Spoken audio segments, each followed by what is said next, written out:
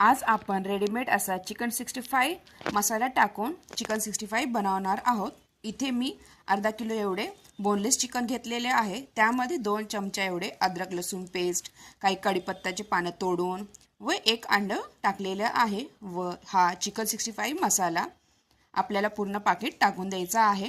आता इथे आपल्याला मीठ वगैरे काही टाकायची गरज नाही, तिखट मीठ। तर हा पूर्ण मसाला टाकल्यानंतर आपल्याला चांगले मिक्स करून घ्यायचे आहे व मॅग्नेट करायला 10 ते अर्धा तास तुम्ही जेवढे जास्त ठेवता येईल तेवढे मॅग्नेट करायला ठेवू शकता।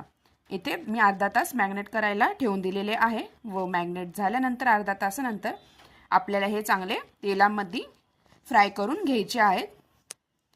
प्रथम आपल्याला गॅस मोठा ठेवायचा आहे, गॅसची फ्लेम, नंतर बारीक करून छानपैकी आपल्याला हे खरपूस असे चिकन फ्राय करून घ्यायचे आहे। अशा प्रकारे झटपट असे आपले चिकन 65 रेडी झाले। पूर्ण रेसिपी माझ्या चॅनलवर भेटून जाईल।